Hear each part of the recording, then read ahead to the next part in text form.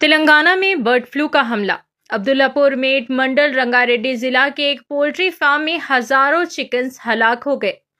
حکام نے وائرس کے پھیلاؤ کو روکنے کے لیے ایمرجنسی اقدامات شروع کر دیے ہیں اور مردہ چکنز کو محفوظ طریقے سے تلف کرنے کا عمل جاری ہے۔ ایک پولٹری فارم میں برڈ فلو کا کیس سامنے آیا ہے جس کی مجموعی گنجائش 36,000 چکنز تھی، جن میں سے ہزاروں ہلاک ہو چکے ہیں۔